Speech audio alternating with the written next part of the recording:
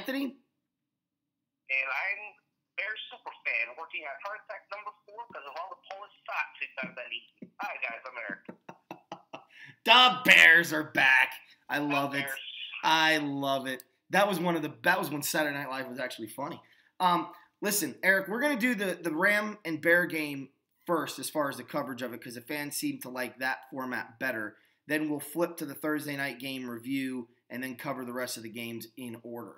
I do want to get a couple things out of the way, housekeeping things out of the way. Cooper Kupp's knee injury was a season ender, torn ACL. I was afraid of that. Anytime it's a non-contact injury, you're pretty sure it's going to be the worst, and you're usually right. The other housekeeping event is a real benefit to the Los Angeles Rams. They moved the game from Mexico City to LA. I felt, to be honest with you guys, I was going to pick the Chiefs because the game was in Mexico City, and the only real advantage that two even teams were going to have was going to be completely washed out. And with Akeem Talib still being out and the Chiefs getting some guys back, I just felt like that was going to be a huge advantage, Kansas City. But with the game moving to LA, I actually think the advantage flips, and I touched a little bit on this on the preview show. If you guys saw the photos, you understand why the NFL moved the game from Mexico City to LA. Eric, did you see images of that field? A lot of images, and they were downright disgustingly awful. And I get why some of the Rams and Chiefs players said that we're not playing on that surface. I don't blame them. I wouldn't have played on that surface, and I don't even play football. They had concerts, they had soccer games, they had a lot of rain.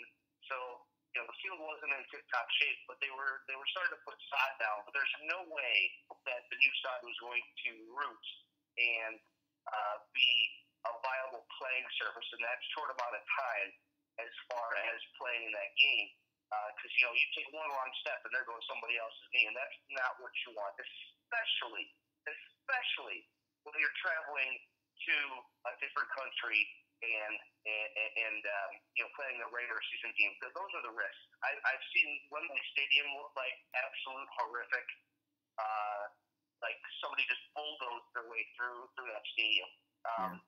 It just wasn't safe. And the NFL made the right call. Sure, it's a black eye right now on them. As far as, we wanted to play this game and we took every effort to make sure that happened. But, they made the right call moving it back to LA. And, definitely advantage back to the Rams. Well, I say two things on this. One, I think from an NFL fan base standpoint, they actually come out smelling like a rose because nobody in LA, and I mean nobody in LA, wanted to see this game in Mexico City. You took the best game on the docket off the Rams season ticket holder option and forced them to then deal with travel and all this other stuff.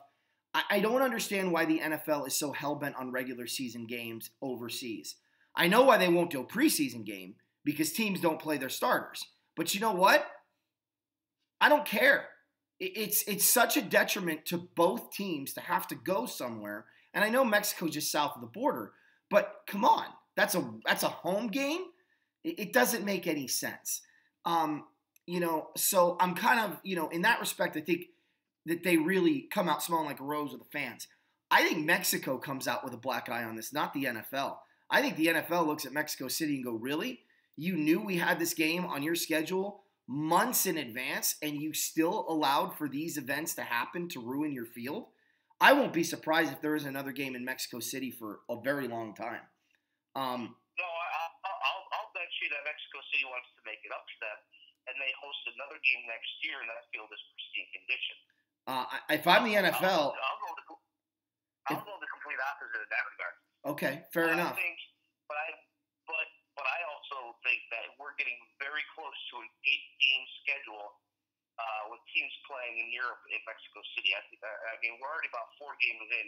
It's going to be about another 2-3 years before there's an 8-game schedule with teams playing in locations outside of the U.S. This is exactly why Roger Goodell needs to be fired.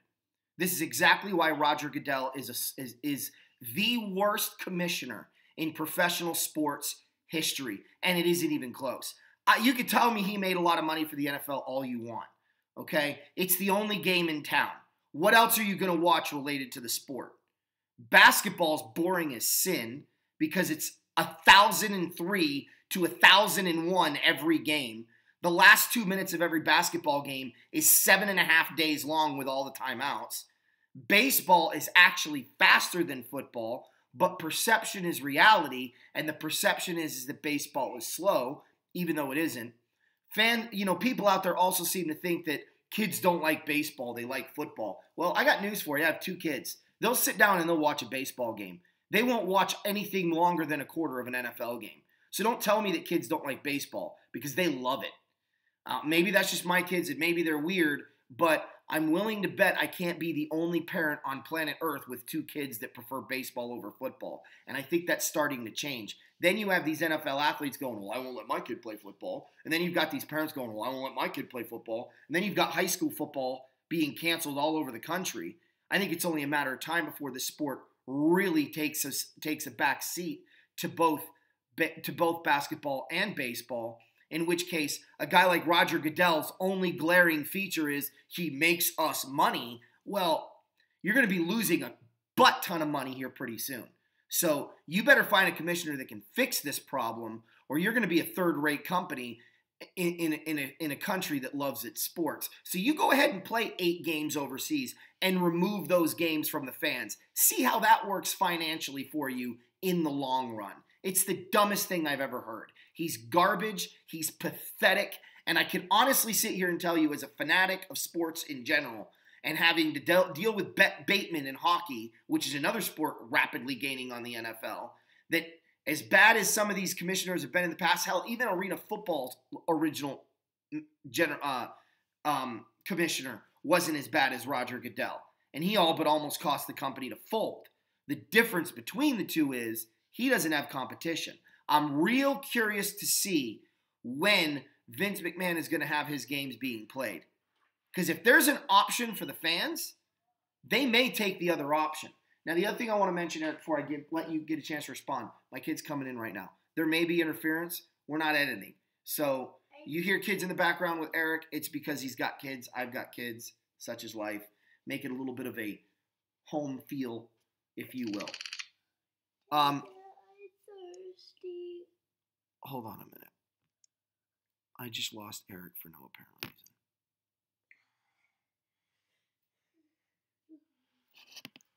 Hold on a minute, guys. I lost connection because my phone likes to just randomly kick people out. Anyway, I'm going to let Eric kind of chime in on how he feels about Roger Goodell here in a minute. And, we'll kind of finish up with that Mexico City talk. And then we're going to jump right into the predictions. And that's kind of what's on the horizon. So, again, please excuse the interference as you see in the background. That's my little tyke. Hey, Steven, there's water in the fridge. I want almond milk, by the way. Did you hear that? Almond milk, by the way. Okay, well, give me a second. I got to call Eric back. Okay. Anyway, I'm also probably going to open up the garage to get some light in here since the door's closed. So if you see me getting up periodically, it's going to be to help him and to do some cleanup. Back right now. Yo, my phone likes to just randomly hang up on people, so yeah, I figured. Sorry about that. At any rate, so I went off on Goodell. I want your 2 cents on Goodell, and then go ahead and finish up with the Mexico City talk. All right. It's all you. Go ahead. Yeah, I mean, in regards to Goodell, Anthony, I think it's only about 3 or 4 more years that he's going to be the commissioner for. So, and that's going to be up through until the new collective bargaining agreement, because that's when he'll step down. But I mean, yeah, I can tell you all the money that he's made for the NFL, but just the way the NFL is today, with all the rule changes, especially everything to the offense, nothing to the defense. You fart in the way of a quarterback, and you get flagged 15 yards, and you get flagged for targeting, and then you get disqualified because the fart smelled so bad. It's just one of those things where, a lot of people want. Sure, people want the safe game, but they also want to see a good game and not have people pull up and not hit a quarterback because they're afraid to get flagged. Well, then put a pink jersey on them and say you can't touch them. Well, and the thing too, Eric, is half the fans out there are like me. They like defensive games. Not every NFL fan likes a 51-45 overtime game. I'm sorry, it's just not true. Right. You've got people like me that don't mind a 12-9 field goal battle that goes into overtime if it's a well-played game. But I don't mind that either. But I want to see good defense. I don't want to see no shoddy defense or inept offense that can't move the ball. Of course. And moves backwards 75% of the time. No, of course. I understand that. But, you talked about the rule changes. I think the biggest black mark on Roger Goodell is the inability to fix the obvious, right? I'll give 2 examples, the catch rule. There's no reason that should have been a thing for as long as it was. That was such an easy fix. You go back to the way the rule was prior to you messing with it because a catch is a catch is a catch. We know instinctually if it's a catch or not. That's number one. The other one for me is pass interference. Roughing the passer. These should be replayed. You should be able to throw a challenge flag. You want to give him an extra challenge, give him an extra challenge. You should be able to throw the challenge flag and go, no, that was shoulder to chest, not helmet to helmet. Go take a look at it. Then you could sit there and go, we pick up the flag. They win the challenge. Incomplete pass, it's 3rd down. It's so simple to fix. It's mind-bogglingly dumb that we haven't gotten to that point. And I don't want to hear, well, I don't want challenges every 5 minutes. Well, if that's your concern, then you need to fire the officials. Because if I have to challenge every time you make that call, then we got bigger problems than my challenge flag and instant replay. Not to mention, you get more airtime for your commercials. The NFL's the prostitute. They'll do anything for money. So, if anything, it benefits them in their prostitution practices. All right. So, let's hold that. What's your keys to the game? I want you to jump in on that. I got to get Steven some milk. I want you to go ahead and jump in, and you start, and I'll come back. All right. Well, Rams and Chiefs. This game is going to be epic proportions of a really good football game. We're just talking about defense. Well, the team that steps up and actually plays a little bit of defense in this game is actually going to be the team that wins. But and the Chiefs come in a little bit more healthy in this game. The Rams are missing Kupp and Talib. We all know that. The Chiefs come in with their quartet of playmakers and Mahomes and Hunt and Tyreek Hill and Travis Kelce. So I expect them to be able to move the ball up and down the field. And you really haven't had Mahomes play a subpar game. I mean, you can say that he did against Arizona because his numbers were actually back down to earth. So we're going to see, like, when the Rams bring pressure up the middle, how Mahomes is actually going to be able to escape it. I know he's quick on his feet, and he can get out of the pocket pretty easy. But, eventually he get a little tired. And I think the Rams are just going to run him down. The Chiefs have Justin Houston back. I know this will be his second game back. They're still waiting on Eric Berry. Probably won't be back for another 2-3 weeks. So that's going to help the Chiefs on defense as he's getting his sea legs back under him after last week's game where he finally came back. For the Rams, give the ball to Gurley. You can run on the Chiefs. I mean, I really think this is going to be a ball control. There's going to be points put up, which, I don't doubt one bit. But I think it's going to be a lot of Todd Gurley, a lot of screen passes to Gurley as well. And they're going to make the Chiefs run sideline to sideline. As soon as they give Gurley the ball and the Chiefs start creeping up, here comes Jared Goff, out to Cooks, out to Woods. I think you're going to see Robert Woods with a huge game. I think he's one of those wide receivers who can really bring the Chiefs on defense. And then when you need a first down and it's 3rd and 3, why not toss it to Gerald Everett or Josh Reynolds? Those guys are actually going to be key playmakers, especially Everett. I think Everett could have a monster game as well.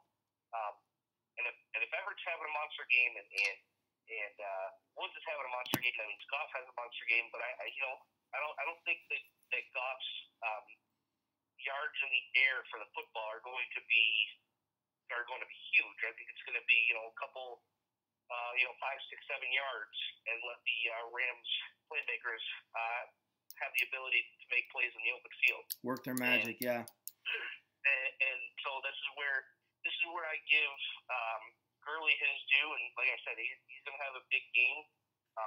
I could see 150 yards rushing and a couple of touchdowns sprinkled in with about 6 or 7 catches, and a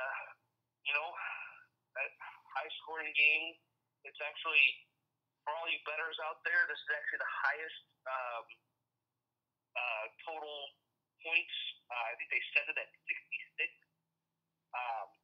that ever in the NFL for a matchup, and I think it's going to get pretty darn close. But I'm calling a 38-34 game.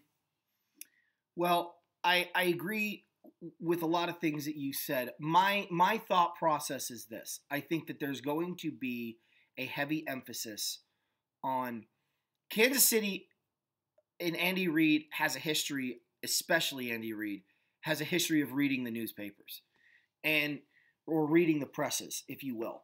And everyone right now is saying the best way to beat the Rams is through the air because their secondary is so bad, right? And Eric, I'm going to have you look up their rankings defensively here in a minute. I believe they're middle of the pack, but everyone's acting like they're 32nd in the league. I think you can run on the Rams. You definitely can. But I think what you're going to end up seeing is what always ends up happening is people are going to have success passing, and they always seem to think, well, that's the way to go, and then they end up getting strip sacked by Dante Fowler, or they end up getting sacked by Ndamukong Suh and Aaron Donald and have to kick a field goal. All of a sudden, the things that got you down the field or the game plan that you had going in, you sort of abandoned because you're like, wow, we really do have a lot of success throwing despite those, that corner and those pass rushers. Look, I think Marcus Peters wants a huge return. I'm not saying an interception return. I'm saying a huge return to the Kansas City team in this regard. Or you know what I'm trying to say. Not a huge return to the Kansas City team, but he wants to show them up, is what I'm trying to say. So I'm a little nervous that he may be overcompensating, but when he's focused and he decides, I'm going to do something, he does it. And he does it really, really well. So I'm hoping he just kind of takes a real focused approach on this. Look, they're not going to lock him up on Tyreek Hill. They move Tyreek Hill around too much. If the Rams are smart, they're going to play a lot of zone, and they're going to set Fowler loose. They're going to tell those interior pass rushers, go attack the quarterback. If they run the ball, we'll attack the run as it comes to our zone. But let's play every down like they're going to throw it. Kansas City throws a lot. They throw a lot. And if it's 3rd and 3 or longer, forget the run. They're not going to run. I would argue, hell, if it's 3rd and 2 or longer, they're probably not going to run the ball. So for me, Kansas City's key is simple. They're going to have to run the rock. They're going to have to stay consistent with the run because you should be, unless you're an idiot, just as afraid of the Rams offense as the Rams offense is afraid of your offense. So you should be doing everything you can to keep them off the field, which means a lot of hunt, and you can run on the Rams, and short intermediate pass routes, much like you just said with the Rams, and let the playmakers make the plays. They got to throw the ball out. They got to get the ball out quick and then take the big playoff play action. If the Chiefs do that, they're going to have their scoring opportunities. It's the same game plan offensively for the Rams. Here's where it's different. Goff has been under a tremendous amount of pressure in 3 games in particular. New Orleans, he wasn't sacked, but he had a lot of pressure in high tense situations. Pressure in the sense of this game is nail-bitingly close and I've got to do something to bring us back or the doors are going to get blown off here. And he got him back to 21 points from 21 points down. Now, they still lost that game. Pressure as far as being sacked, Green Bay was all over him like white on rice on a paper plate in a snowstorm. Okay? He had more problems than a math book, as Deion Sanders likes to say, in that game with pressure. And then you talk about pressure, prime time, big opponent, all eyes are on you, biggest game of the year. Well, he had that with Minnesota. Mahomes hasn't had any of that. No one was billing the Monday night game against Denver as a prime, all eyes are on you, let's go, this is a great matchup, great team versus great team. No one was doing that. Arizona gave him a lot of pressure, so he's had that experience. But, I'm not faulting Kansas City's schedule, but this is where the rubber meets the road. And when you experience something for the first time, it takes you time to loosen up and get used to it, as opposed to being there, done that. This isn't a Super Bowl. These two teams aren't going into this situation blind. This is a regular season game, and the Rams have had the pressure. The Chiefs have not. So I think Kansas City's going to have to rely on the running game for that, because Mahomes is going to be under all sorts of pressure, both from the outside and from, obviously, the inside with the pass rush. So the Rams keys are simple. Play zone, blitz, pressure the quarterback, and stop, obviously, those linebackers have to step up and stop those runs. Limit them to 3 yards a carry, and Kansas City is going to start throwing the ball. If they start ripping off 5, 6, 7, 8, 10-yard gains, and Kansas City sticks with it, then you're going to have to go with 8 in the box, which means man coverage, which benefits Kansas City. Look, I just think when I look at it, the Rams have the advantage on defense, like they do every week, which is why they're 9-1. And yeah, they don't show up the way we like them to. Eric, what are their numbers? As far as against the run and against the pass. All right. Team passing defensive stats for 2018. The Rams are just below the middle of the pack. They're 18th. Let's see. And Kansas City is actually dead last. Okay, so the Rams are going to have success running. I'll get to that in a minute. What about against the pass? So that was against the pass. Oh. This is rushing. Yeah, this is team rushing defensive stats. Let's see here. Got to go all the way down to the bottom here. Kansas City and the Rams are 25th and 26th, respectively. Yeah. And when you're that low, you're going to have problems stopping the pass. So, but overall defense, I believe the Rams are 16th, if I remember correctly. Let's see, total defense. Let's take a look at that really quick. That might have been before the Seattle game, to be honest with you. So they might be lower. Kansas City is 31st, and the Rams are 23rd. Yeah, they dropped dramatically. Yeah, so the Rams got to clean this up. I'm not questioning the Rams' defense, but the reason I say the Rams have the advantage on defense, especially for this game, is A, look at the statistics, B, look at the talent on the field. Eventually, these guys are going to figure it out because they've shown flashes of being able to do it. Personally, the Rams, it's really simple. Run Todd Gurley, use play action pass. In other words, do what you've been doing all year long. It should be extremely effective. I actually expect the Rams to feed Todd Gurley the football 30 times Monday night. I think he's going to see a good 8 passes, and I think he's going to carry the rock 22 to 25 times. So he could be over 30 touches for the game. I agree with you, Eric. He's going to have a big day. I think Jared Goff is going to benefit from the play action. I think he might get some pressure early from Houston, then they'll realize that Houston is just going to completely ignore the run, and they're going to use that against them with runs to that side and rolling away from them. My only concern, Todd Gurley or Jared Goff holds the ball a little bit too long, but I think those receivers will come open. Missing Kupp is going to hurt, but I agree with you, Eric. Everett needs to have a big day. Higbee needs to step up and have a good day. This has got to be a situation where they use all hands on deck. But the Rams should have the same approach. Run the ball and keep that Chiefs offense off the field. And I actually think both teams are going to do that. So I see a lower scoring game than a lot of people. I see a 28-24, 31-24 final score for the Rams. I just think that these teams are going to run the ball a lot more than people expected. And, I think the numbers are going to be trimmed down a little bit because of that. So I'm going to go 31-24 Rams. I don't necessarily think the Rams are a touchdown better than Kansas City. I just think that there's a possibility that the Rams have a 28-24 lead with about 4 minutes to go. There's about 2 minutes and 3 seconds left. They're facing fourth down. They trot Zerline out. He kicks a field goal. and then the Rams are able to, hold Kansas City from scoring at the end of the game and end up winning by that score. There's always a possibility it goes into overtime and the Rams win 34-31 or 37-31 is your final, and then Eric's not that far off. But I just kind of see the game breaking down that way. I'm going to say 31-24 LA.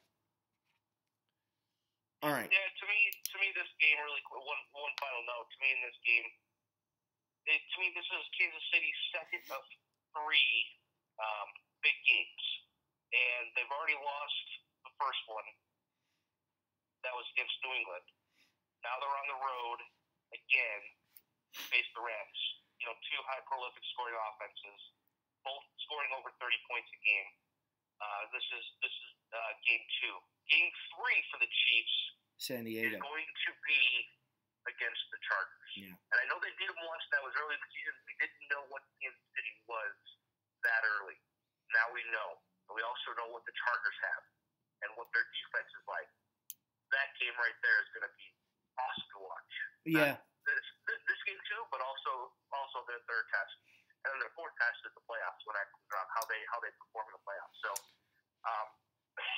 pardon me. Kansas City's had it a little bit easy.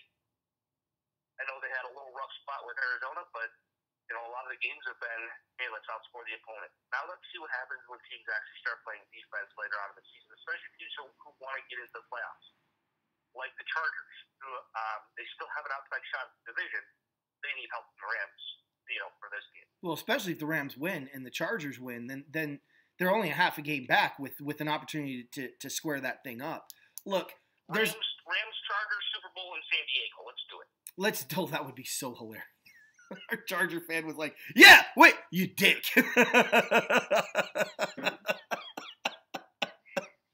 Look, there's a couple mini rants that I want to make about this. I think, and it's going to lead me into the Minnesota game here in a minute. I love how some of the experts are picking the Rams. I'm going to be totally fair here. But it's just funny to me how some experts will sit there on Monday after the games have been played or Tuesday and say, yeah, the Rams are 9-1 and they're really, really good and blah, blah, blah, blah. And then it comes the next game and they're like, well, I'm not picking the Rams because I don't like this or that or that or this. And then the Rams win and they're like on Tuesday, well, the Rams are a pretty good team. It just blows me away how they can say out of one side of their mouth the Rams are a good team, and then on the other side of their mouth pick them to lose what would be now for this particular guy that I'm thinking in particular. 6 times they picked the Rams to lose. 6 times. They've been right once. Now, some people are picking the Rams, but it's funny. You listen to their prediction, and it's Kansas City, Kansas City, Kansas City, Kansas City, Kansas City, Kansas City, Kansas City. I'm picking the Rams to win. Really? So, there are 2 glaring factors here for me that people need to take into consideration. One, you had mentioned the last time we did the show, Eric, crowd noise like the Chiefs haven't played in a loud stadium. That's not the point. When you play in a stadium on the road that's loud, it creates problems. And I don't care how long you prepare for it. You still cannot rely on the silent count. You still can't rely on, on verbal communication. It throws you off. It costs you 5 or 6 seconds on the play clock, which means you need to have the right call made in the huddle. Audibles aren't successful on the road in loud stadiums. That's what cost the Rams in New Orleans. They didn't have their communication down because the crowd noise was so friggin' loud. When that game was even, and then at that point you got to hand it to Sean McVay because he absolutely made the right call every single time to get them to come back, and then the crowd noise kind of got back into it. And, you can't have a perfect game called as a coach. I'm sorry, you just can't. Sometimes a guy's going to figure you out, or sometimes a guy's just going to make the right call at the right time.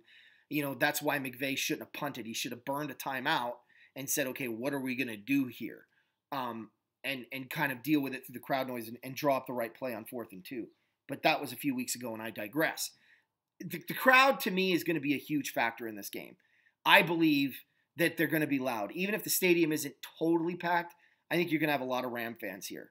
And listen to the media, and they'll say that there's a big Chief contingency, and you'll hear a crowd cheer when the Chiefs make a great play. just like you do on the road with every other team, and they're going to go, oh, there's probably 50-50 Chief fans here.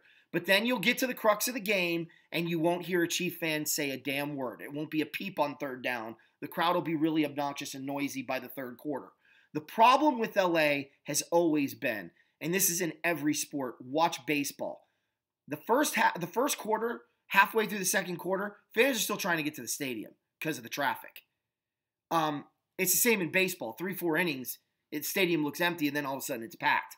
So, it's hard to get fans there when the game is supposed to start. I don't know why. Blame traffic, blame laziness, whatever you want to call it. It's always been a problem in LA. So don't look at the first quarter crowd and go, oh, yeah, really big contingency, Anthony. You called that one. Yeah, you're an idiot. Yeah.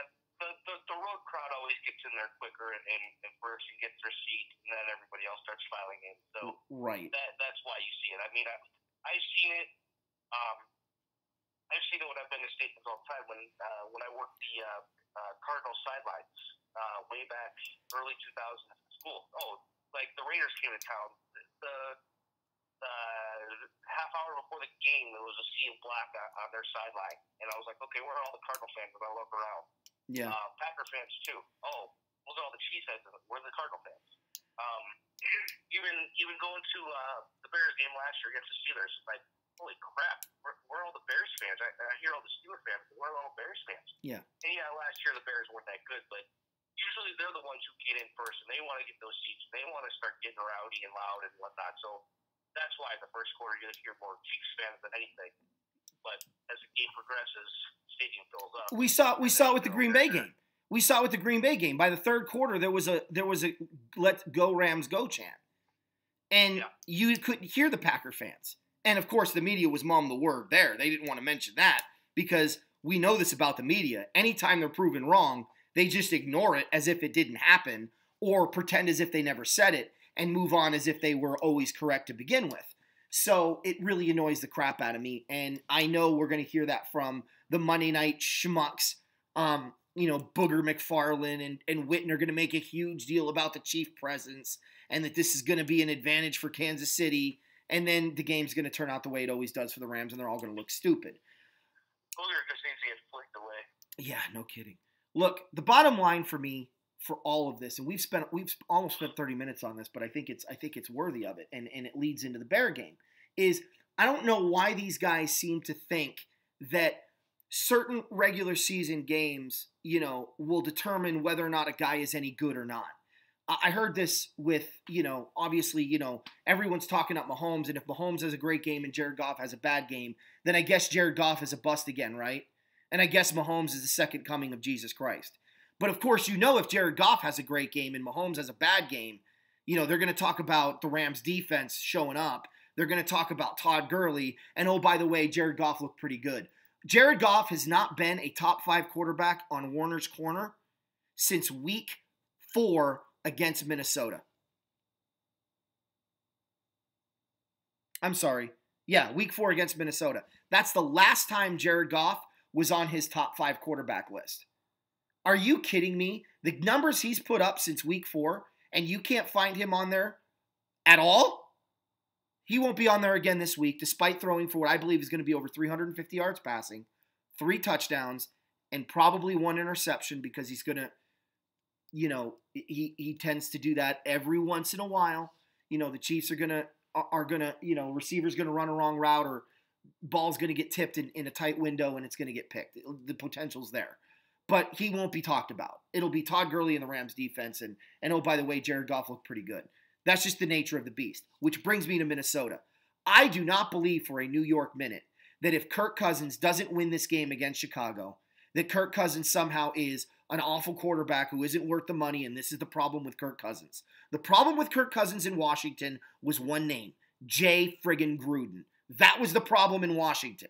It's the same problem Alex Smith has. Jay Gruden makes those play calls where you're like, really? How long were you on the toilet thinking of that play, you idiot? What, you taking a dump on the bus ride in and went, I'm going to go with this play? He makes the most boneheaded decisions through the course of a football game, and not just 1 or 2. It's usually 6 or 8. So I'm not putting that on Cousins. Now you go into Chicago On Thursday night, that crowd is going to be crazy. And if that team shows up if that team shows up on prime time in Green Bay and blows the doors off the Packers for 3 quarters, now they're home against Minnesota. Yeah, I'm picking the Bears to win. And I think the Bears are going to have a good game. I'm thinking 27-24. I think Howard's going to have an okay day running, but this is going to be the Tariq Cohen intermediate passing game show. But don't get it wrong, guys. This game is going to be set up due to field position by that Chicago Bear defense. Because Cousins does like to go deep to Thielen and to Diggs. He's going to hold that ball a little bit longer, and that's going to be all the time that Mac needs to get to the quarterback. Look, San Diego's going to move the ball. Minnesota's going to move the ball. Minnesota's going to get their scoring opportunities, but Minnesota's also going to have their turnover opportunities because that Bear defense is a turnover machine. And it's not just on your quarterback. You catch the ball and run with it, you're in trouble. You run the rock, you're in trouble. But I don't think this is going to be a determination on Kirk Cousins. Kirk Cousins is infinitely better than anything Minnesota's had in a very long time at that position, and they need to build the team around him because they've got their quarterback for the future, and they've paid him. Now they've got to fill in the blanks. But to this week, Sunday night, I got Bears winning 27-24 because I think they're going to utilize a screen game. I think they're going to utilize Anthony Miller. I think Trey Burton's going to have a bigger day than you're used to seeing him have. I do think that Howard's going to get stuffed up a little bit. He may end up with like 75 yards rushing and a touchdown, but par for the course this year for him. I don't know what's going on with him, but Eric, I said a lot, so I'll let you take over. Yeah, we're going to transition from the Monday night game where teams don't play defense to the Sunday night game where Chicago and Minnesota are ranked at the top 4 in total defense. Yeah. So I do see some defense. Stephon Diggs is back. Minnesota's well rested, and that gives them somewhat of a slight advantage. But they're also playing outdoors, and Minnesota doesn't play outdoors. So I think that's a big difference. Well, when you're cozy dome team, yeah, it'll make a difference. I mean, it's not going to snow, it's not going to sleet. It's not going to be windy. It's just going to be cold. Yeah. And that's how football should be played. Anyways, with Minnesota coming off a bye and Diggs coming back for this game, yeah, he's going to be the receiver who goes long. And we all know Thielen runs a lot of intermediate routes, and either Fuller or Mukamura is really going to have their hands full with just Thielen alone. Sprinkle in a little bit of Kyle Rudolph. And I heard Minnesota's going to unleash Dalvin Cook. Go right ahead. Unleash him all you want. The Bears have a really good run defense, and one player, especially on their defense, who has started to step up, has finally come into his own, and who's going to hit Dalvin Cook behind the line of scrimmage so many times, his mom's going to feel it. And that's Roquan Smith. Roquan Smith has become a beast the last couple of games, and in Detroit, he finally came out of a shell. Was running sideline to sideline, making tackles, hitting guys. Minnesota's going to have no answer for Roquan Smith. Now you have to deal with Roquan Smith. Not only Khalil Mack, but a team takes straight up the middle. Good luck, Kirk Cousins. Good luck. And I hope you get some time to pray that you're not going to get hit and your head knocked off. Yeah. This is a game that's really going to go either way. If Trubisky play like he did against Detroit, the Bears win this game easily. If Trubisky plays like he played against Buffalo, the Bears probably get the doors blown off. He's really got to make his reads, not just rely on your defense. Now, this is the greatest part about this year's Bears team and their offense. They don't need to rely on their defense to stop the ball because the Bears' offense can score and they can sustain drives. And they can run the ball depending on who's running it, whether it's Trubisky, Cohen, or Howard. And they have guys who can run deep and guys who can run short routes like Burton and Miller and Bellamy. And you got Robinson, nobody's covering Allen Robinson tonight in Minnesota's defense unless they roll double coverage over to his side. And if you do that, you have 3 or 4 wide receivers. Or let me rephrase that. You have 3 or 4 guys who can catch the ball, whether that's out the backfield or tight end, or your other receivers who can make plays just as easily. But this all comes down to I don't think it comes down to the kicking game. I know, Cody Parkey's been heavily scrutinized, missing 2 field goals and 2 extra points that bumped up the uprights. Again, he probably couldn't do that if he tried. But I don't think it comes down to Parkey versus Bailey at all. But I also think Parkey does do a heck of a better job this week getting the ball through the uprights. Well, good kickers usually have bounce-back games, so. Well, with that being said, I like Anthony's 27-24 prediction. I'm going 24-20 Bears. Yeah, it might be a homer pick, but I think the Bears are real. If they lose, it's not the worst thing. But going to Detroit on a short week, they can easily forget that game. But you call it a homer pick, call it what you want. I got the Bears 24, Vikings 20, and the Bears make a statement in the NFC North. Well, that would definitely be a statement. The week after Thanksgiving, who do you have? Detroit, at Detroit. No, the week after. The week after Giants. You got the Giants. Yep. You got the Giants. After Detroit. You got at New York. Okay. Now, I want to jump to the Green Bay-Seattle game. Well-played game. Well-played game. You text me. It was funny. Right after it happened, I turned off the television. I turned it off. You punt on 4th and 2 with your defense, and you're on the road at that team. I turned it off. You want to know the difference between Sean McVay and Mike McCarthy? Well, yeah, McCarthy's won a Super Bowl. Yeah, well, McVay's going to win more than one. And you want to know why? He goes for it on 4th down on the road against Seattle, knowing that quarterback in that situation. He doesn't punt the ball back to him and basically say, we give up, you win, great game, good job. He trusted his defense. Why? Why would you trust your defense? What did they give you? I'll get to that in a minute. But why would you trust your defense? They've already blown a 14-3 lead that you had in the first quarter, right? You've already seen your defense get ripped to shreds by that football team. Why? Then, here's another thing. Going back to the Ram-Packer game, when I said Aaron Rodgers tends to get a lot more loving from people than maybe he deserves. Why is the head coach who has this, other than Tom Brady, greatest quarterback to ever live, number 12, why is he punting? Do the Patriots punt on 4th and 2 in a game like that with Tom Brady? Did the Colts punt on 4th and 2 with Peyton Manning? Maybe we need to reevaluate the way we view a one Aaron Rodgers. Or I think it's the latter, by the way. I think it's the or. I think Eric's right. You're witnessing the last year of Mike McCarthy in Green Bay. I don't know how they don't fire him at the end of this year. And you don't even tell him why. Because if he asks why, you just simply hit play on the VCR and show the 4th and 2 punt. Not the call, the punt, and go, any other questions? That's all you need. So, I don't know, Green Bay, look, obviously I'm angry. The Packers could have really helped the Rams here. It would have been nice for the Rams to clinch. Look, the Rams are going to clinch. That's irrelevant.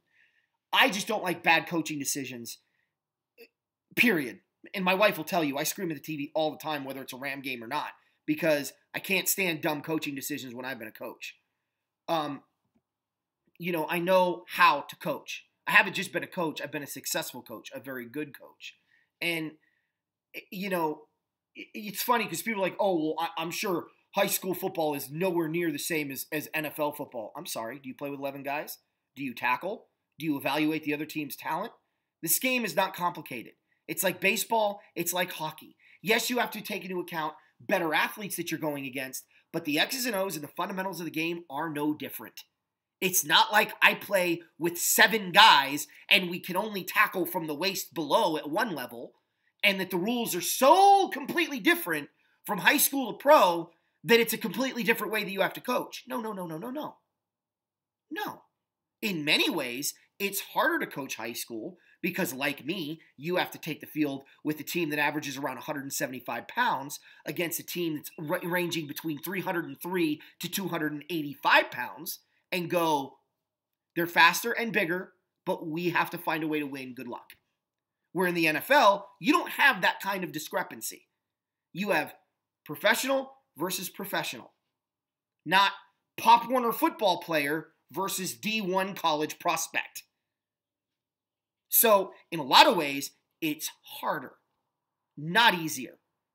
So, for me, you don't make that decision if you truly believe your quarterback is great, which I think is a direct reflection on Mike McCarthy, because I do think that Aaron Rodgers is a top-level quarterback in this league, and why you, not to mention, Adams was killing him all game long. Throw a little dump pass, throw a little wheel route, throw a little angle route out of the backfield. Have him chip, peel off, and throw, because in case they blitz, and get to the first down marker. It's 2 friggin' yards. You don't even have to run the ball in that situation. But I digress. Mike McCarthy, Eric, you are absolutely right. We are witnessing the final few games of his NFL head coaching career in Green Bay. I wish to think it would be his final games as a head coach, period. But recycled dog crap happens all the time. Go ahead and take a look at what happened with Hugh Jackson. He's now got a coaching job at one of the other NFL teams. I can't even remember that. I think it's Cincinnati. I don't know who it is. Yes, Cincinnati. Special assistant for the head coach. Yeah, so recycled dog crap. There's your replacement for Marvin Lewis. They're going to replace Marvin Lewis with a worse version of Marvin Lewis, a guy that can't win a football game if he had a 35-point lead with 6 seconds left in the fourth quarter and his team had the damn ball. I don't know how that's possible, but Hugh Jackson would find a way. So, recycled dog crap all over the place. Mike McCarthy will land somewhere, if not a head coaching job. It just won't be in Green Bay. Take it away. Yeah, this was a tale of two halves. Seattle got the ball first, and immediately Chris Carson fumbled, and the Packers scored a touchdown. They went up 14-3. Davante Adams, huge game, and Seattle was left kind of licking their wounds, saying, you know what, okay, it's first quarter, but we're not out yet. And Russell Wilson he was having trouble hitting receivers. Missed a wide open touchdown in the end zone to Doug Baldwin, overthrew him.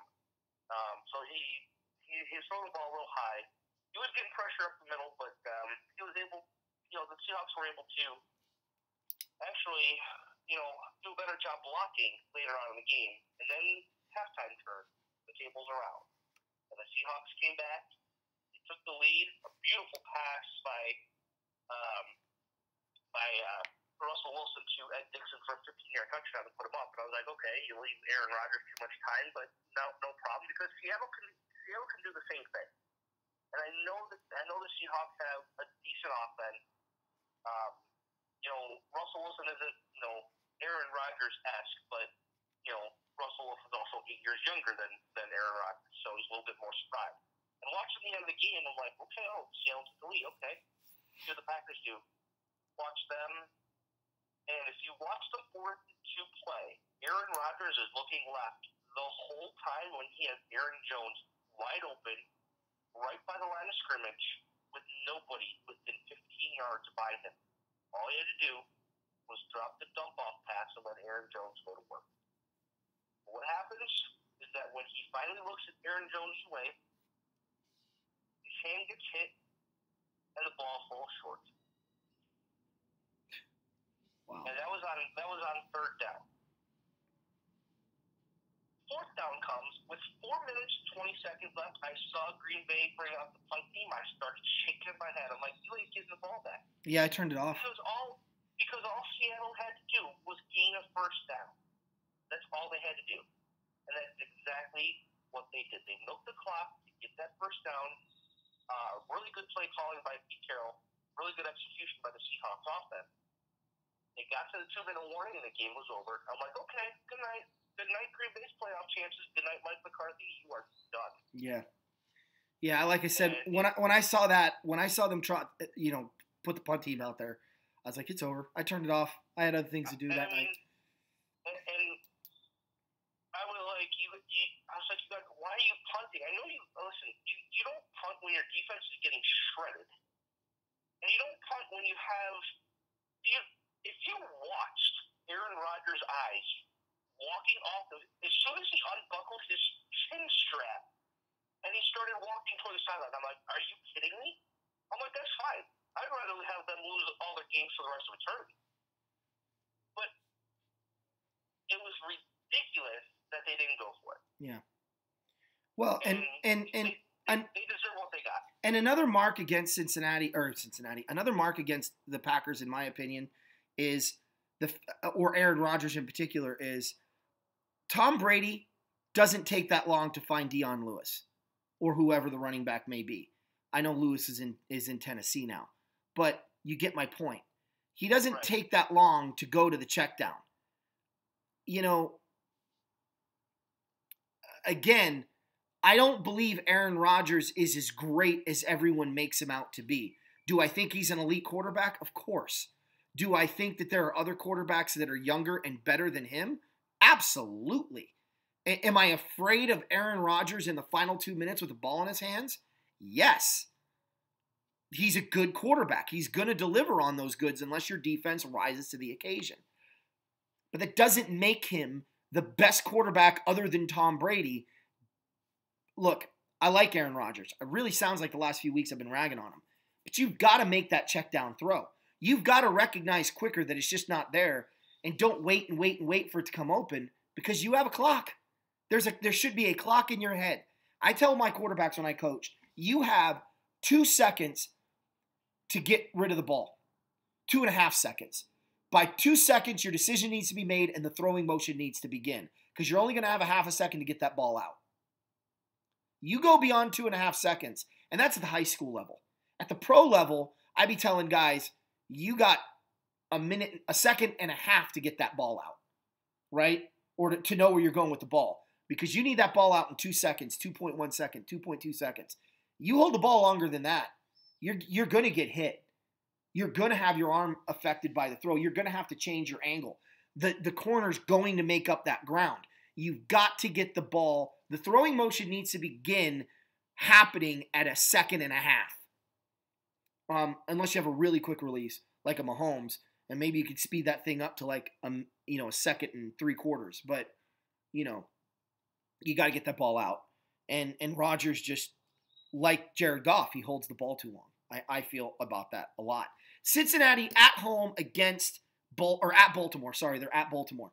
Look, I'm not going to spend a lot of time on this game. The Bengals beat the Ravens when Joe Flacco was quarterback. The Bengals have already beaten Baltimore, and the Ravens aren't nearly as offensively potent as they were when these two teams played on Thursday night. It's a day game. It's on the road.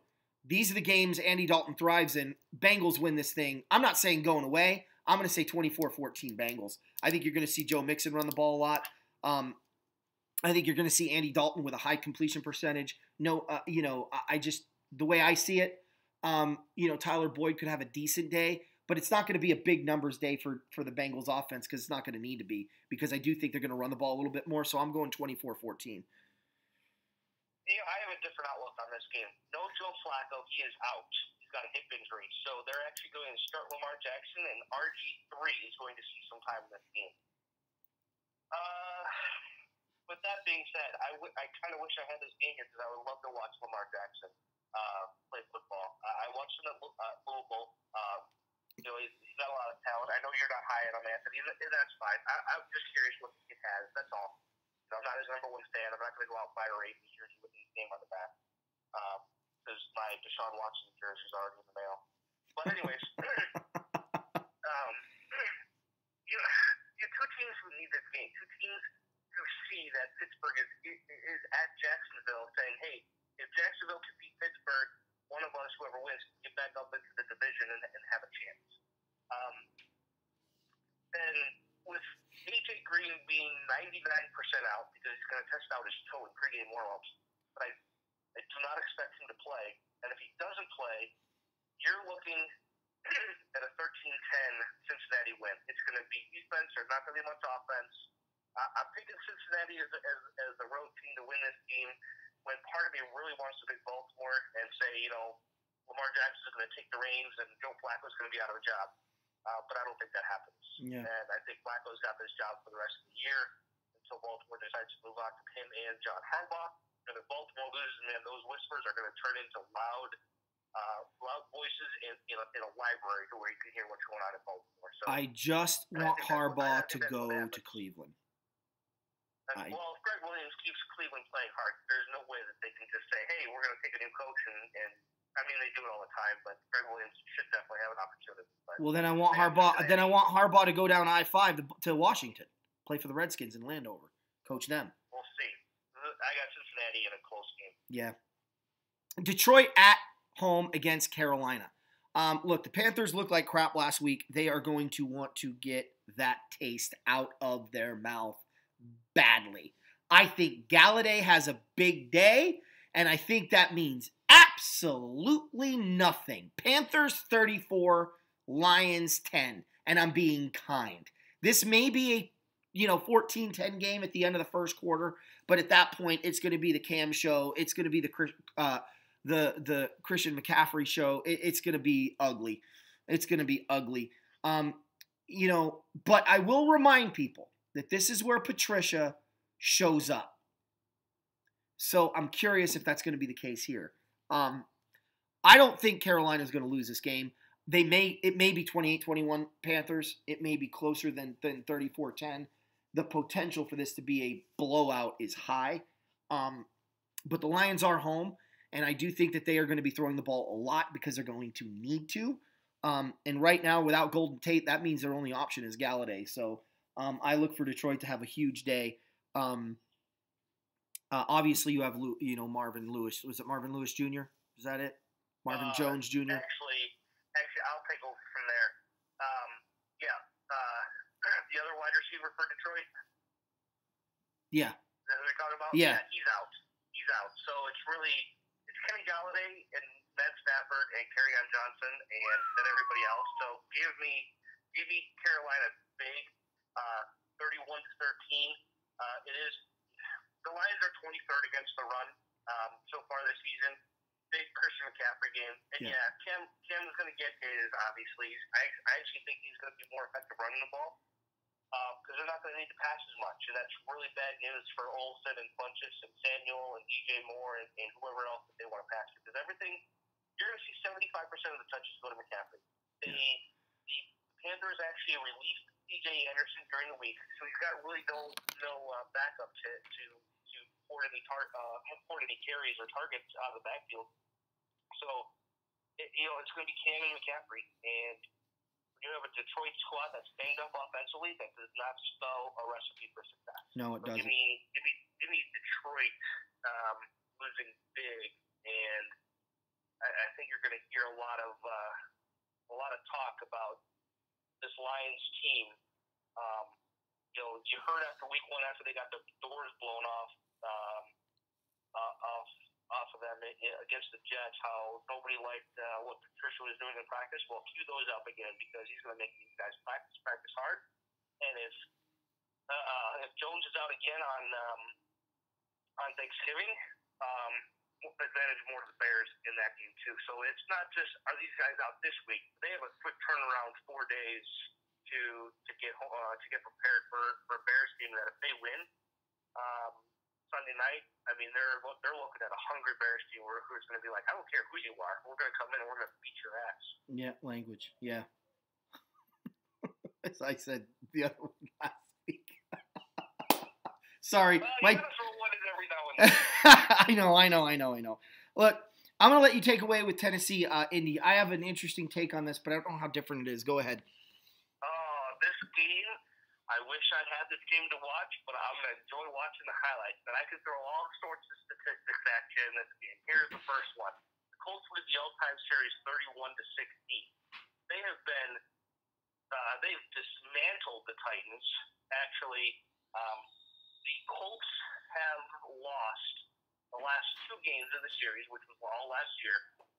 And before that, Indianapolis won 1, 2, 3, 4, 5, 6, 7, 8, 9, 10, 11 games in a row. 12, 13, 14, 15, 16 of the last 17 games against the Titans. I mean, this series has really since the latter half of 2008 really been one-sided. Okay. The Titans, listen, they are playing some great football. It might not be flashy, all right, but Mariota is hitting his stride. Derrick Henry is getting his yards. I mean, he's not eating up a lot of yards, but he's getting what the Titans need. And if they asked him to do a little bit more, I'm sure he would do it. Corey Davis is finally coming into his own. Tennessee is coming off a huge game last week against New England as they took them to the woodshed. And this game's on the road. This game is in Indianapolis. Here's why the Titans are going to lose. The Titans are losing because they have never beaten Andrew Luck. Andrew Luck is one of the best quarterbacks in the league statistically, especially with touchdown passes. They utilize the tight end. They have 15 touchdown passes to the tight end position alone. Stealing my thunder, man. Some teams don't even have 15 total touchdown passes. That's how bad it is. Yeah. All right. Indy is playing really well as far as any other team in the AFC right now. I mean, they are quietly scary, good, and a fundamental team. I love what Frank Reich is doing. And Indy is going to be on the national stage in a year. In a year, when Andrew Luck has a lot more confidence in that shoulder, and they finally they have an opportunity to win a wild card or get into a wild card game or get a wild card spot, I should say. But Luck 9-0 against the Titans. Titans coming off two big games in which the game against the Eagles, then they had the bye week, and then they play the Patriots. So there's a lot of highs with that team right now. That's going to go to lows really quick. I know Mike Vrabel's doing a good job. Tennessee's playing grinded out football. That seems to be their MO. But I like the Colts in this game, 27-17. Look, I was just going to say my thunder that you took a little bit here was simply this: that Andrew Luck is silently the third best quarterback in the NFL this year, and fourth best. Obviously you have Mahomes, Goff, Breeze, but Luck's right there, and no one's really talking about him. They're talking about Tom Brady, they're talking about Aaron Rodgers. They're not talking about Andrew Luck. The Colts are at home. I made the mistake of picking against them last week because I thought Fournette was going to make a difference in that game, which clearly I was wrong. Frank Reich's got this thing figured out. And make no mistake about it, Indy could be relevant this year. They win this game, they have a puncher's chance of winning this division. Maybe even making the playoffs as a wild card team, depending on – because, look, you need two wild card teams. We know one's coming out of the AFC West. There's no guarantee one's coming out of the AFC North. Now, I think it's going to be Cincinnati, and I think you're going to have to win the South in order to make the playoffs. But, time will tell. Time will definitely tell on this. And here's what's interesting, and I'm gonna throw this AFC conference picture at you. If the Titans, if the Colts win, they're 5-5, and the Titans are 5-5. And depending on what Houston does, if they beat Washington, obviously they're 7-3. If they lose, they're 6-4, which both teams are a game out. Tennessee a little bit of an advantage because they already beat Houston once. Right. But then the Dolphins are also 5-5, and they're off this week. And then if Baltimore somehow beats the Bengals today, Cincinnati's 5-5, Baltimore's 5-5. Goodness gracious, which team makes the wild card? You got a logjam in the sixth spot. You have a logjam, but that's why they play 16 games, and that's why it typically evens out over that course of time. Right. Look, I think the Colts are going to win this game. I think the Colts are going to play a really good defensive game. I think the Titans are good. I think if there's a team that's 1 year away, look, I think this Colt-Titan rivalry is going to take really good shape over the next 3 years. I think the AFC South is going to become the best division in the AFC for a very long time. Phillip Rivers is going to retire soon. Tom Brady is going to retire soon. Ben Roethlisberger is going to retire soon. Joe Flacco is going to retire soon. Baker's going to run the AFC North. He's going to own it. The AFC East is going to be 8-8 will win you the division every year because you're garbage all the way across the board, unless Darnold really steps things up where Allen is as good as I think he could be. Kansas City's going to run that dog and pony show for a long time. The Las Vegas Raiders are going to spend more time in prison than they are on a football field. That's going to be a problem. So, and I still truly believe that. What else you got? Denver with Case Keenum? Well, he won't be. I don't think he'll be the starting quarterback. I don't either. But then that creates another problem. Who's your starter going to be? You gonna have John Elway come out of retirement? I mean, under these rules, he probably could, but I don't know if I'd recommend. Plummer still available? What's that? Jake Plummer still available? Yeah, no kidding, right? Denver's in trouble. So, yeah, the South is going to be the best conference in football for a long time because they've got Mariota. They've got Deshaun Watson. They've got Andrew Luck. And, oh, by the way, Jacksonville isn't a bad football team either when they run the ball and play defense the way we know they're capable of playing. So that's going to be interesting. Look, I've gone off on this a lot. But I think the Colts are going to win this game. I think it's going to be 24-21. I wouldn't be surprised if it was overtime. But I just think that Andrew Luck is just a hair better right now than the Tennessee Titans defense is. And I think the Colts are a hair better than the Tennessee Titans are at this moment in time. So I'm gonna go Indy, but it's gonna be a great game to watch. I agree with you. That's probably gonna be the best game in the morning to watch. Dallas at Atlanta. A lot of people are talking about the Cowboys are back. Cowboys are back. They beat Philadelphia. The Eagles are a bad football team. And oh, by the way, spoiler alert, Philadelphia doesn't stand a chance against New Orleans. Everyone's talking like this is going to be a high-scoring game. High-scoring, in other words, 45-3 Saints. I agree. If you think it's going to be 45-31, you're an idiot. When have the Eagles given you any indication they're going to score 31 points in a game this year? At all. At any point. With the way they played of late. So, to me, beating Philly doesn't put Dallas on the map. Beating Philly is like, okay, inconsistency again, here we go, Dallas. So, you're in Atlanta, where they sacked you 97,000 times last year. I'm pretty sure that Dak Prescott still has nightmares. They have a better receiving core than they did a year ago, and they're better against the run than they were a year ago. Yeah, I'm picking Atlanta to win this one 34-21, 34-17, something in that range. Either Dallas gets a third touchdown or they have to settle for a field goal and they double them up. Take your pick. Atlanta wins this thing running away. Yeah, Atlanta's a little ticked about what happened in Cleveland last week. Yeah. And now they're at home. Listen, the Cowboys season ended last year in Atlanta, and the Falcons have a chance to put one of the Cowboys' legs 6 feet into the ground with them having one leg still out. Yeah. Boy, they're flexible. Yeah, they are. That's Jerry Jones for you. He can do everything. Except run an organization anymore. Right. Listen, I expect a heavy dose of Ezekiel Elliott, and that's how I think the Cowboys are going to get out to an early lead, whether that's like a 14-7, 14-10 lead. But I think the Falcons offense is going to be a little bit too much for that Cowboys defense. Everybody's talking about this, the Falcons defense. Well, I know that the Cowboys traded for Amari Cooper, and Amari Cooper has actually played very well for the Cowboys, and I expect him to get his in this game. I expect, if they're not letting Ezekiel run it, I'm expecting a lot of passes to Cooper's way, and there's a chance he could score a touchdown. But again, the Falcons offense, they're going to rely on Julio. Julio's found pay there 2 weeks in a row. Stop the presses. Holy crap, Julio's back. Mm-hmm. He's still got Austin Hooper that I know the Cowboys linebackers can cover, but they're going to get winded pretty easily if Hooper's running all over them. And then you got Sanu and you got Ridley, but I think you're going to see a lot of catches out of the backfield by Tevin Coleman.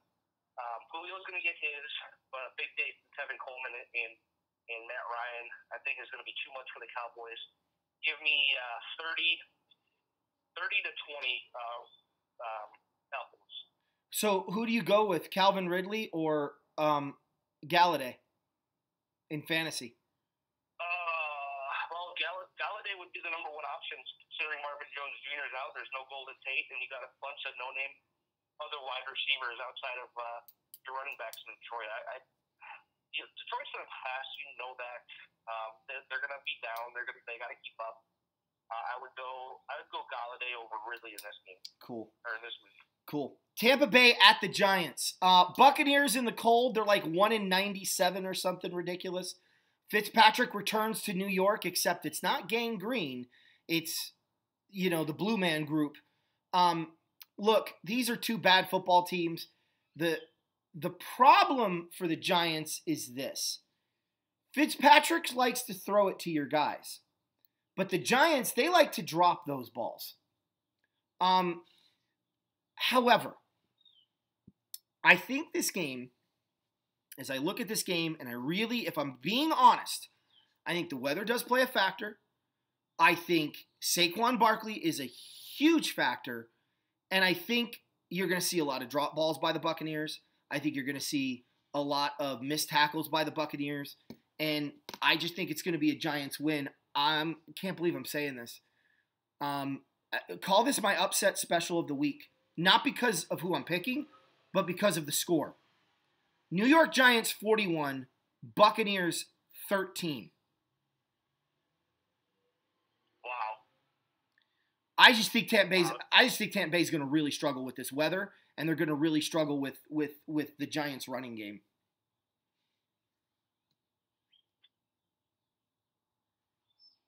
Well, the Giants are favored for the first time in a game this year, and that's against Tampa Bay. You have two old quarterbacks. Running back, I give obviously to the Giants, and the wide receivers, Evans, Beckham. I mean, depends on which guys show up, and then who's your better secondary receiver. Deshaun Jackson, who can probably easily and be taken out of games, or Sterling Shepard. And then you have either O.J. Howard or Evan Ingram.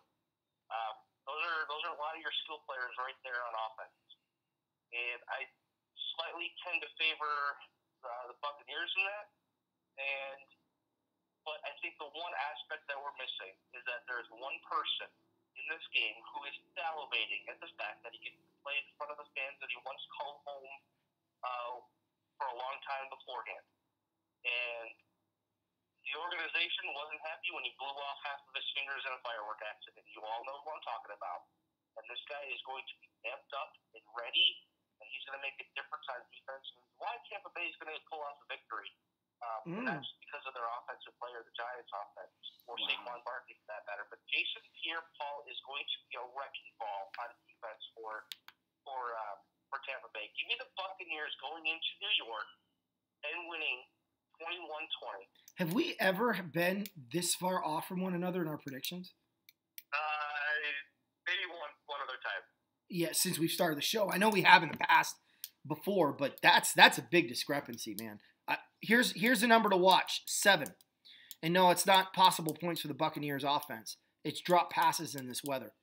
That's my prediction. I'll go with 7.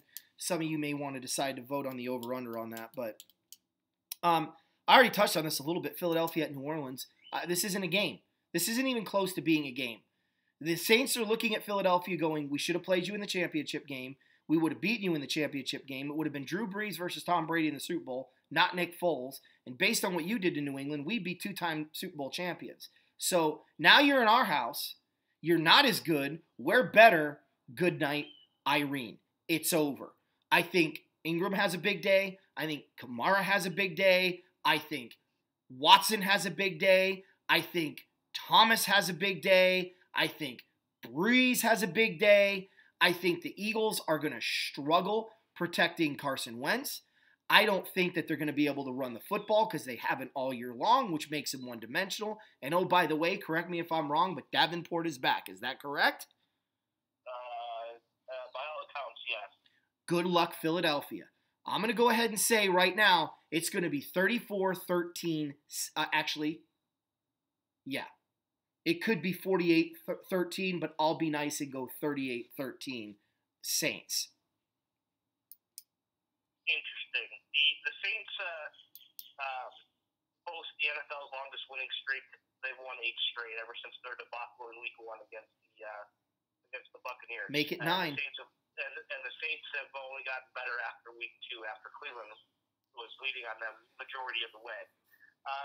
Listen, I feel sorry for the Eagles' defense in this game because not only last week did they lose Ronald Darby to a torn ACL, but their secondary was already getting shredded. When that happens, good luck, good night, and make it a really quick flight back to Philadelphia and burn the tape because you don't want to watch it. It's going to be ugly.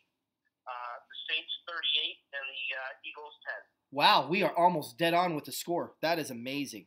All right. Yeah, there's nothing more to say on that game. Houston at Washington. Everyone's excited for this game. Two division leaders going at it. Going to be a fun game to watch. Most interesting statistic I've ever heard. Right? Eric, I know you know it. Go ahead and say it.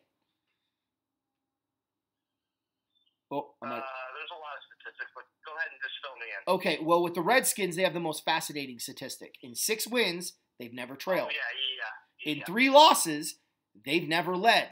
So let me tell you how this game is going to break down. Deshaun Watson and the Texans are going to receive the toss. They're going to go up the field, and Deshaun Watson is going to throw a touchdown pass to either his tight end. Actually, no. You know what? I think he's going to throw a touchdown pass to Fuller and take a 7-0 lead. Fuller's out for the year. Not Fuller. I said Fuller. Hopkins. The receiver. Their only receiver. The guy you got. Yeah, DeAndre Hopkins. Yeah, DeAndre Hopkins. Thank you. I brain farted. Going to throw a touchdown to DeAndre Hopkins. 7-0 Houston. So how do you think the game is going to go? Who am I picking? You'd be correct. Washington? I'm picking Houston. I think, correct me if I'm wrong, the head coach for the Raiders, his name is what? John John, Gruden. yeah, I wish it was John Gruden. It's Jay Gruden, right? The head coach of the Raiders. Yeah, I wish, no, the head coach of the Redskins. Jay Gruden. Yeah, Jay Gruden, sorry. If I said Raiders, I'm all messed up right now. Yeah, seriously, go have another drink. Yeah, no kidding, right? Look, Houston is better coached. Jay Gruden has not had his WTF moment. I'll give him credit. But these are the games Jay Gruden was born to lose. Houston wins this game 24-10. The Redskins are never in the game. They completely can't handle the Texans' pass rush. They are not going to have the same success running the ball like they have in the past, which means they're going to need to rely on Alex Smith. And that defense is going to keep them in the game as long as they can. Being down 7-0 early is going to hurt, but they're going to buckle it down. They're going to give their team field position, and Gruden will not have an answer because he's Jay Gruden. And the Redskins don't play another winning team after this. So this will be, their 4th out of their 5 losses that they're going to end up this year. And yes, I do believe they're going to lose 5 games because I think there's going to be a game somewhere down the line where it's like, oh, Jay Gruden strikes again. So Houston wins this game 24-10. I think Deshaun Watson has a clean game. I think the running game starts to pick up some more steam. And I just think that the Redskins defense will do all they can to keep them in it. But at the end of the day, the Redskins defense doesn't coach offense and doesn't play offense. Houston wins.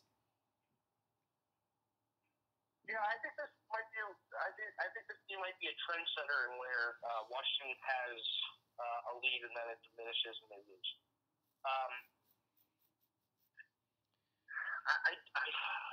I know the Redskins have a good defense, and I know this is going to be a very tough offensive game for the Texans because they don't have that running back. Lamar Miller, isn't that. Lamar Miller is a bottom 15 running back in the league, or bottom half running back in the league with 32 teams. I just don't think he's that great.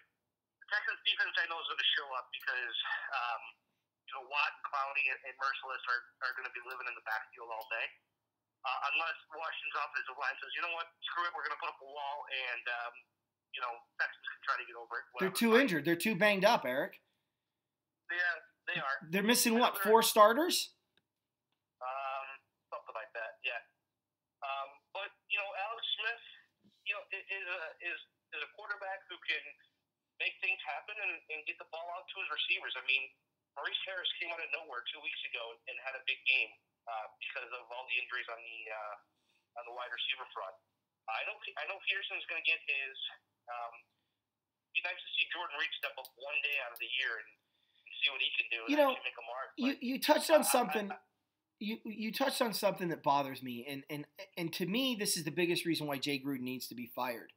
Every year this man has been head coach, there's been a severe injury or they've been riddled with injuries.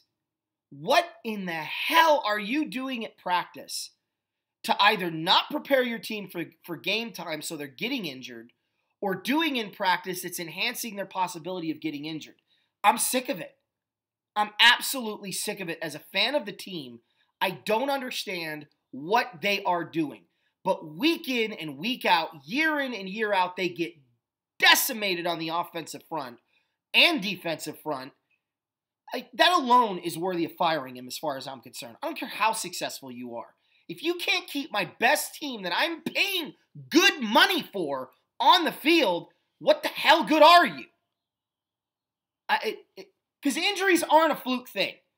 Yeah, a guy rolls up on a knee. Okay, what did you call? I'll give you an example. When I coached, we got one of our best linemen's leg broke because of a play that I called V scrum, where all the linemen locked arms together, formed a V, and just plowed the road. The running back got behind him and just chucked up as many yardage as they can. Well, when you have that many bodies cluttered up together, someone's going to fall on somebody's limb. And sure enough, we got a kid, as I said, his arm broke.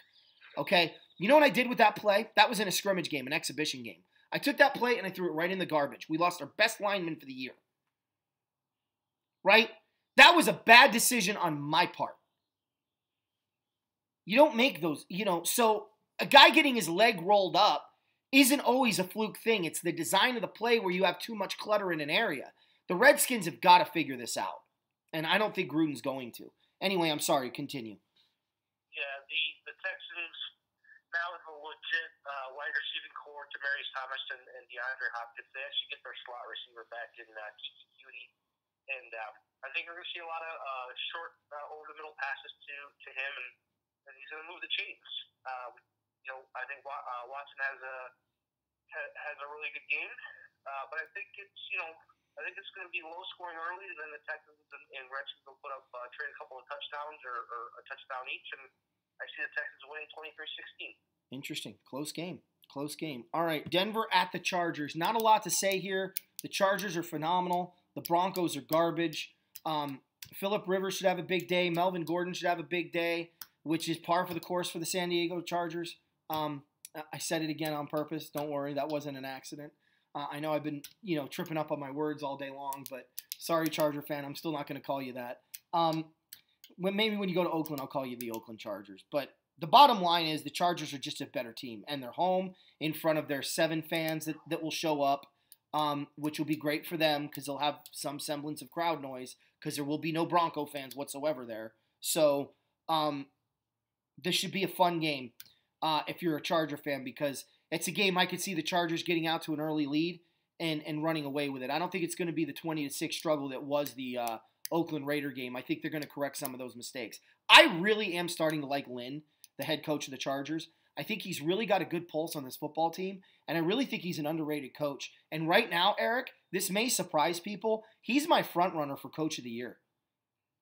Because it's one thing to win when you have expectations. It's another thing to win when you have mixed expectations. And he's validated all of us that said the Chargers were going to be good this year, and he's completely made look like fools those that said the Chargers wouldn't be good. Remember, I had the Chargers going to the championship game this year.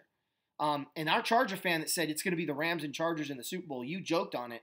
You might not be far off. Like, that is a real possibility to happen, which it'd be funny because the 2 LA teams would end up playing in. Where is it this year? Tampa or Miami? I'm not actually sure where the Super Bowl is. I'm not either. But it's not going to be in LA, which these guys are a couple years late or early. Maybe there'll be a repeat. Who knows? Look, I think the Chargers win running away. I'm going to say, 41 to 7. I don't think it's going to be close. You know how long the Chargers have been away from home? A long time. 41 days. Wow. I knew it was long. I didn't realize it was that long. Yeah. Denver is giving up an average of 132 yards a game, and now you get to face Melvin Gordon. Phillip Rivers doesn't have to have a big game, but he needs to get his wide receivers involved, and especially Tyrell Williams and Mike Williams. Get those guys a few extra targets in this game, get them involved early, and let Gordon pound the ball all day long the rest of the game.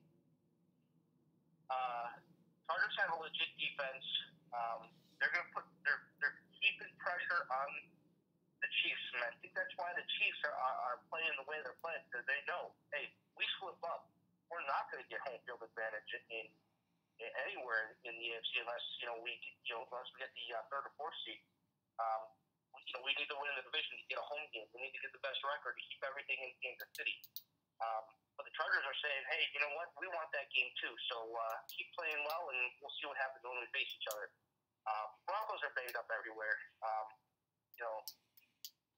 You lost Demarius Thomas, obviously. We all know that. We touched on that. They got Sanders. They got Sutton. Jeff Howerman has come into his own as a tight end, but they need to keep running the ball with Lindsey and Royce Freeman and control the clock. That's how Denver is going to try to keep it close. If I'm Denver, I win the toss. I get the ball first, try to go down and score, and try to flip the script of the game. But it's going to be too much Chargers for all this game. And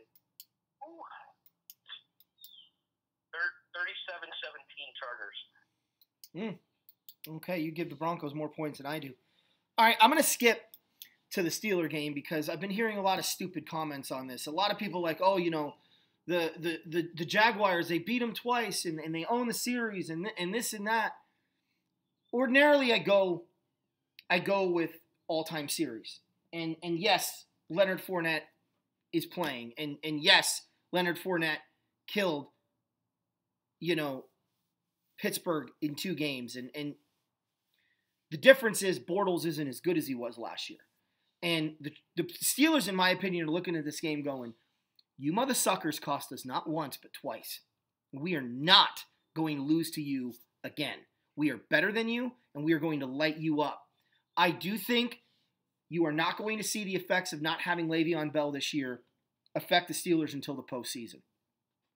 Connor's a nice back, but he's not going to be able to do the things that Le'Veon Bell does and hasn't been able to do the things Le'Veon Bell does. For example, when the hole isn't there, being patient, letting it open, and skirting through for a 20-yard gain. He's running through some open holes right now, and these linemen are blocking their rear end off for him. But what does he do in cluttered lanes? That's what we haven't seen yet from Connor. We're not going to worry about that this week either. Pittsburgh's going to come out guns blazing. They're going to put up 21 points in the first quarter. They're going to put up 14 points in the second quarter. They're going to put up 7 points in the third quarter, and they're going to kick a field goal or a touchdown. Actually, no, I'm going to go with it. They're going to score a touchdown in the fourth quarter. They're going to score in every single quarter, and they're going to win this game 49-21. And I'm being generous when I give the Jaguars 21 points against that Steelers defense. This offense is legit. They put up 52 against Carolina, and Carolina is a much better football team than the Jaguars. I don't care that they're at home. That has not proven to be a benefit to the Jaguars at all this year or in the past. Pittsburgh is going to come out with vengeance on the mind. They're going to be seeing red, and they are going to stampede and trample the Jacksonville Jaguars. Pittsburgh wins big, 49-21. Not too late for you to start waving that terrible towel instead of wiping your butt with it. Yeah, well, give me a few weeks. I'll be wiping again. All right. So the Steelers have won 5 straight. Their playoff odds have gone from 23% to 95%. Yeah. Let's look at the Jaguars. They've lost 5 straight. Playoff odds went from 69% to 2%. So you're saying there's a chance? That's funny. Listen, here's the stats from the last 2 games from last year. Blown assignments on defense, 7 turnovers by Ben Roethlisberger combined in the 2 games last year. Jacksonville also scored defensive touchdowns as well in the regular season game, and they outlasted them 45-42 in the wild card game last year. No, divisional game. Divisional game, which was a great back and forth. I mean, Pittsburgh played at home. They actually played at home in both games. And I saw this game on the calendar, on the schedule when the schedule was released, and I was like, oh, wow. Jacksonville is going to be like, yeah, this is our house. You're finally coming here, and and we're going to show you what it's like down in Jacksonville. It don't matter. We can play in Pittsburgh. We can play in Jacksonville. We can play in London. We'll beat you wherever. And then the season started, and the Steelers looked like absolute dog poop, tying the Browns, and then getting beat by the Chiefs and whatnot. And the Jaguars really just haven't been that team at all this year. Well, somebody needs to tell the Jaguars that when you beat the Patriots earlier in the year that wasn't the Super Bowl. There was still a whole season to play. No kidding. Listen, the Jaguars are going to have Jalen Ramsey and A.J. Bowie back for this game. So a lot on Antonio Brown and Smith-Schuster. So here's what I envision. I envision the Steelers coming out and being somewhat shell-shocked in the beginning of this game. And I say shell-shocked because, they're going to pitch themselves and be like, hey, we're not playing in Pittsburgh where we get our butts kicked by this team all the time. We're in nice sunny Florida. Okay, now that that's out of the way after the first quarter, I think Ben's going to have a mediocre passing day. And it's really going to come down to the kickers for both teams. I got Pittsburgh in this game winning 20-19. Wow. Man, we are so far off on our predictions as far as scores go. I'm not used to this. Look, Jacksonville's done nothing to show me they have life. Their defense, their front seven haven't been injured. They've been there all year long, and these are the guys that were Saxonville, and now they're a sorry bunch of Saxonvilles. I don't know. I guess we'll have to wait and see how that game breaks down. It'll probably be somewhere in between, as it usually is, but at least we both agree Pittsburgh should win this game. All right, Oakland at Arizona. The Cardinals are favored. Why? Because they beat the 49ers twice? Oakland's a dumpster fire? And Arizona is not? Well, I mean, compared to Oakland, they're a model franchise. Okay, well, let's look at Oakland. Who has a better quarterback, Oakland or Arizona? I mean, if you watched any of Derek Carr the last couple weeks, I'm going to go Rosen. Okay, well, but logically, it's Carr. Who's got the better running back? Arizona. Who's got the better offensive line? Neither. They're both garbage. Who's got the better defensive line that can actually get pressure on the quarterback?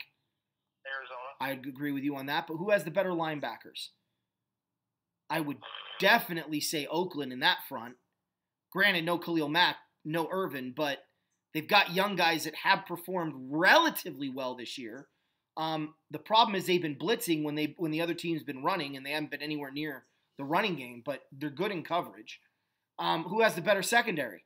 Take Peterson out because he's better than anyone on the Raiders. But other than that, the Raiders are pretty comparable. I'd call that a draw, right? Well, you can't take Peterson out because he's not injured and he's playing, so I'd give it to Arizona. Okay. But the rest of the secondary is equal, right? And then you turn around, you look at kicker. I got to give the advantage to Oakland at the kicker front. He's the only guy that's actually played. I know he's missed a few kicks, but have you seen the Cardinal games? So, look, this is going to be a really pathetic game. The Cardinals cut Catanzaro. A while ago, actually. This past week. No, Catanzaro's been in Tampa, buddy. Tampa, my bad. Yeah, he's been in Tampa. Yeah. He used to be a Cardinal. Look, all I'm saying is the Cardinals have not proven anything to me that they can beat anybody not named the San Francisco 49ers. And Please tell me you're picking the Raiders. I've seen this dog and pony show before. I saw the Niners win only 2 games against the Rams and beat no one else. And they lost to some really bad football teams along the way. The 49ers one year beat the Cardinals twice by the same score, 24-21, and lost to some really bad teams along the way. I don't think the Cardinals are going to beat anybody other than the 49ers this year. So, yes, I am picking the Raiders. Now, the score could be 3-2, but I think in all actuality, I think you're probably going to see a 21-17, 20-14 type of game, but no one's going to blow the doors off and no one's going to win this thing running away. And I just think at the end of the day, the Cardinals haven't shown to me that they're able to line up and beat anybody other than the 49ers. And even in those 2 Niner games, they were rough to watch. So, yeah, I'm calling an upset, I guess. I'm going with the Raiders. Wow. Okay. I think you need to go to the doctor. Get checked out. Really, you need a brain scan. Okay. Here's what the Cardinals. For the Raiders to win, here's what the Cardinals need to do. They need to make sure that the Raiders never see fourth down because Derek Carr likes to throw the ball on the ground on fourth down, as we've seen before. But this Raiders team is not trying. They don't care. They just want the season to end. They want out of Oakland. Don't give me this crap that players want to come play for Oakland. No, players see what's going on in Oakland and they're steering far and clear away. They don't even want to go play. The closest they're going to play in Oakland is when they come in as a visitor. Yeah. Somebody needs to pay them. So, players aren't busting on the door to get into Oakland. No. I think you're going to see. I think you're going to see a very solid game. And I'm not saying it's they're world beaters, but you're going to see solid games from David Johnson. You're going to get a good game from Larry Fitz. No, they're not going to get pressure on Rosen. I don't believe so. And they may get a sack or two here or there, but I think the Cardinals play a pretty clean game in this game, and I see it being a 24-9 Cardinal win. 24-9. Okay. I have one ace up my sleeve. The Cardinals head coach is still Wilks. Advantage me. I mean, and that's fine. You could have that ace up my sleeve, but you're also betting on a 10-year, $100 million head coach who has one win. Well, one win this year. But I think his body of work, he's definitely better than anything Wilks has ever put on the field at any point in his professional or coaching career. Yes. One win in the last 10 years. Very funny. Very, very funny. You're kind of like Hugh Jackson. Very funny. Very, very funny, Eric. You are such a douche canoe. Look, he built he didn't build two Super Bowl teams. He built one Super Bowl team and then led another one to the Super Bowl that was built to go to the Super Bowl in Tampa. So, look, I understand that's a long time ago. I get all that. I'm hearing you. I know at the end of his career he wasn't as good as he was in the beginning of his career, and he was never the same after he left Oakland. I agree with all that. But the bottom line for me is I've watched these Cardinal games, and I'm sitting there going, they are so pathetic. And the Chargers, look, you could say they don't try, but the Raiders last week against the Chargers, I'm sorry, I meant the Raiders. I said Chargers. Last week against the Chargers, the Raiders, they stepped up. They played a great game defensively. Offensively, they had a lot of issues. But the Chargers are also an infinitely better defense than anything the Cardinals have ever put on the field in their existence, let alone this year. So, take it for what it's worth. It's an upset. But yeah, I'm going Oakland. I'm standing by that. And if I win, you get the CAT scan. No, better yet, if I win, you have to go to the doctor and get an oil change. That's fine. For those of you that don't know what that is, it's not friend. Why is that a thing? This is 2018. You tell me that's the best technology we have? I'm not getting into this. I digress. Look, all I'm saying is I think that these games this week, it's kind of a weak schedule. I don't know if that's by design going into Thanksgiving because Thanksgiving week is pounding with a lot of fun games. But here's the deal. I want to do a show on Tuesday to wrap up these games. I want to do a show on Wednesday to preview the Thanksgiving Day games and the rest of the games because I know Friday and Saturday are going to be tough. Sunday, I want to do a special show, Eric, where we kind of do our playoff picture and review of the Thanksgiving games. So on Monday, we're not having to review those 3 games. We've already reviewed them. Does that make sense? Absolutely. So I really want to spend time, we'll talk about the 3 games, Chicago at Detroit, Washington at Dallas, Atlanta at New Orleans. But I want to spend Sunday morning talking about the playoff picture as things stand at this moment. And does our predictions change? I'm going to give you some homework, Eric, because I'm going to have my father in town. I need you to go back and try to find the episode where we did our playoff predictions and write those down, yours and mine. I want to know as we go through that show Sunday morning next week how different it is or how similar it is. Okay? Sounds good. All right. Anyway, I'm Anthony. Horns up. They're down. And the Bears better beat Minnesota, or I'm going to look like a fool this week. Don't have any more Rams Polish. better beat the Chiefs. Yeah, they better. And listen, don't have any more Polish sausage. I don't need you to have your 19th heart attack by Tuesday. All right? No problem. All right. Bye, guys.